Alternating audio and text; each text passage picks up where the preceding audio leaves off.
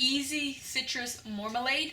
Marmalades are kind of intimidating. They're very lengthy, you know, it's kind of hard to do. It takes a while, it takes a lot of processes, a lot of steps. But I found this recipe and it works, and it's very easy, and you can do it with any citrus you want.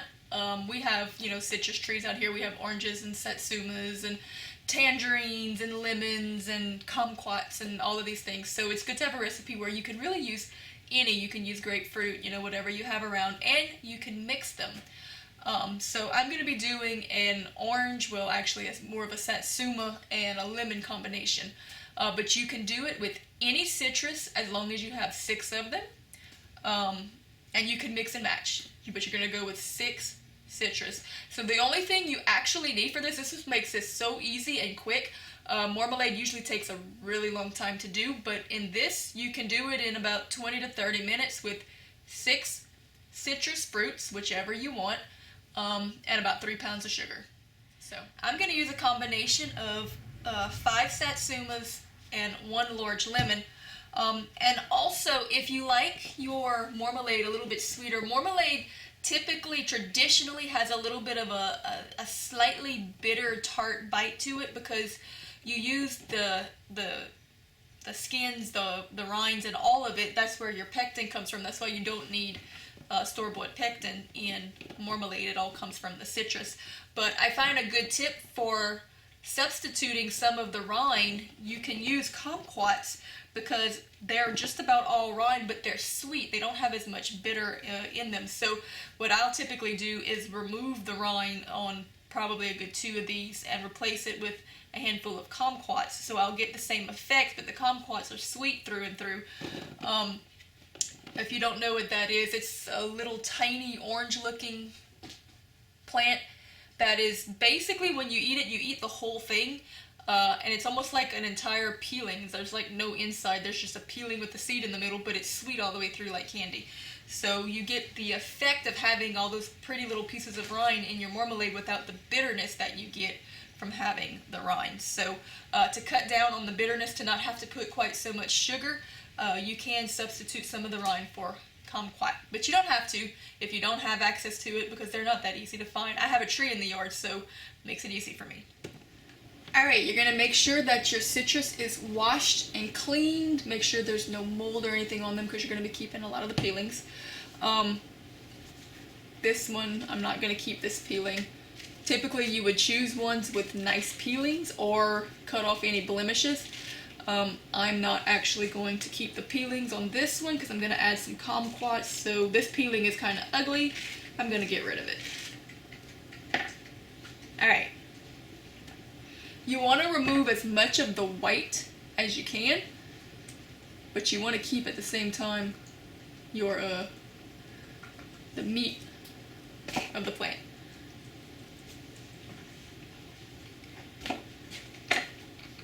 Alright, so on your nicer ones, what you're really going to only have to do, this is part of what makes this recipe so great. It's so easy. You put the whole thing in the blender.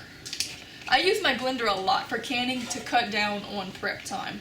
I just find it works out really, really well. Just throw it in there. The lemon, I'm not going to put the peelings because that's just too bitter. So for the lemon, you don't want to blend this up. You want to actually squeeze it.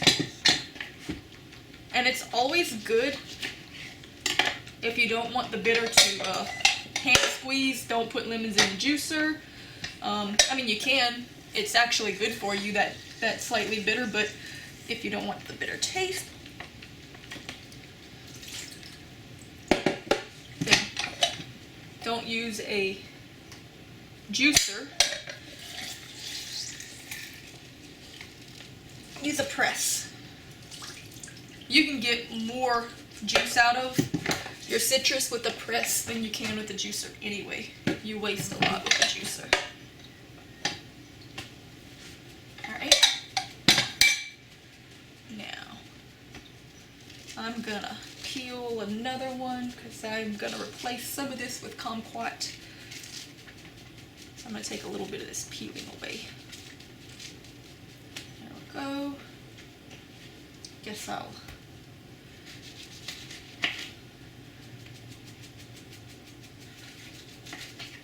leave half of that.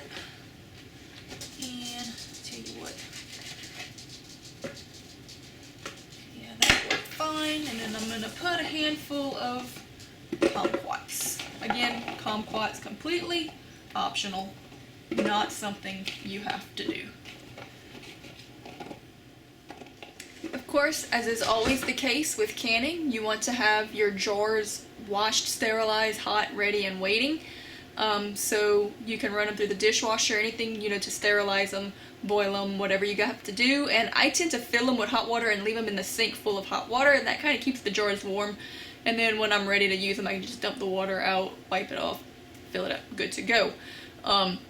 You need to have 2 pounds of sugar measured out and ready. We're going to start with about 2 pounds of sugar, and then you're going to taste it and see, because every citrus is different depending on what you use. Every orange is going to be a different measure of sweetness, so you may have to adjust the sugar. You're going to put at least 2 pounds of sugar. That's part of the preserving and the pectin process, but after that it's really all just taste. So taste it, see how sweet you want it. Of course, if you're using grapefruit or lemons or whatever, it's going to need a little bit more sugar than if you're going with straight oranges. So it's going to just go by your taste.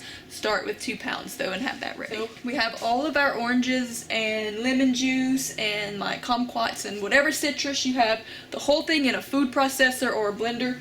And now you will have to fish the seeds out later.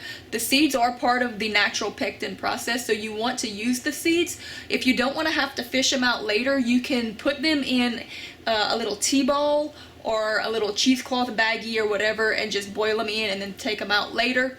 I don't find it's that difficult that while I'm stirring it towards the end to just fish them out, so it's not a big deal.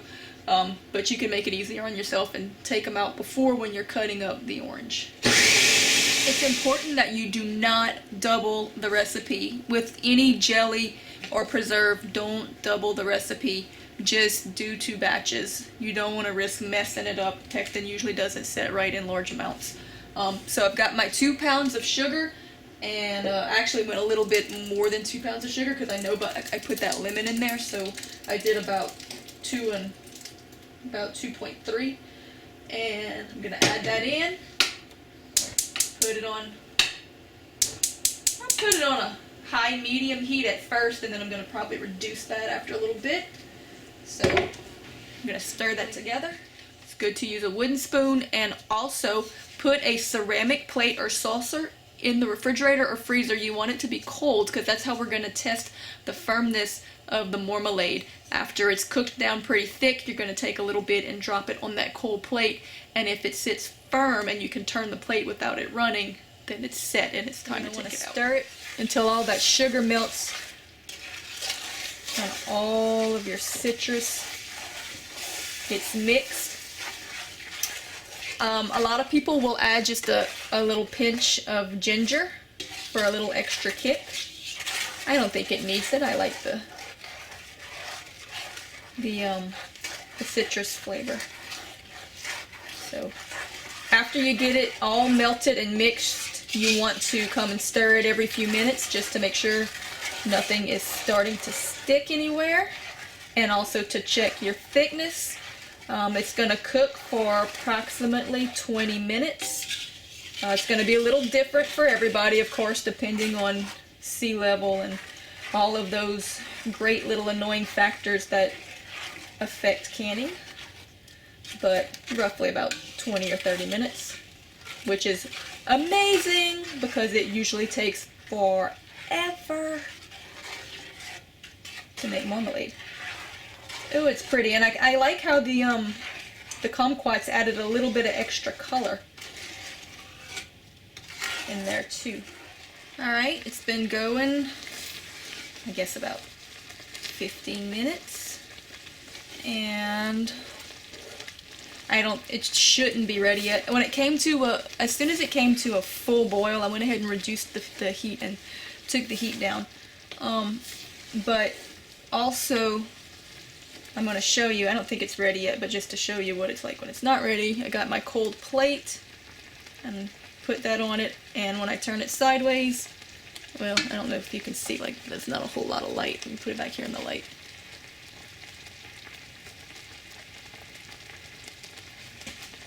It's running. It's starting to solidify.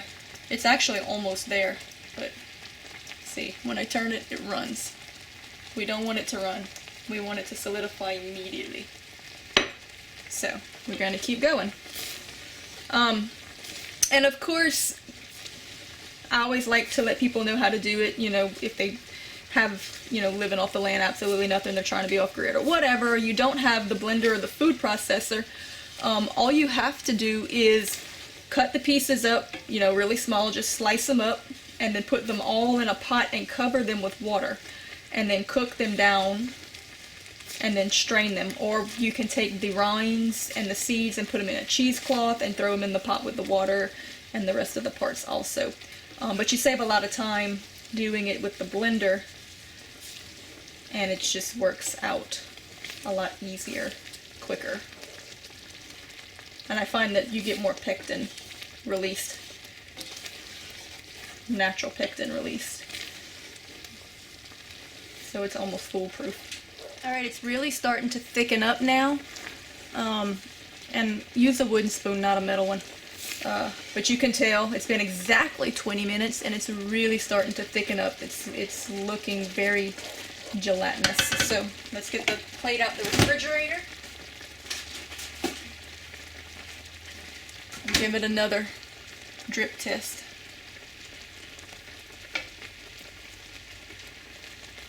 It stopped moving rather quickly, but I think we're going to let it go. Oh yeah, it's really getting there. It's sticky, but it's not quite there. We're going to let it go just a little bit longer. I was always told to use a wooden spoon and not a metal spoon. I don't know why. Seems kind of ridiculous to me since you're cooking it in a metal pot. I don't see what's the difference, but I guess there's a reason. If you know, maybe tell us in the comment section, because I don't know why. But this is looking pretty thick, so let me try it again. And there we go. I rinsed it off, so there's a little water on the plate, but it didn't run at all. So, and the plate's actually not even that cold anymore, so that's telling me I think this stuff is pretty set. I'm just dripping a little bit. The plate's not cold. I don't want to get it too firm, so I think I'm going to call it quits now. And go ahead and start ladling into the jars. I'm at 25 minutes of cook time right now. Alright, let's see, one more.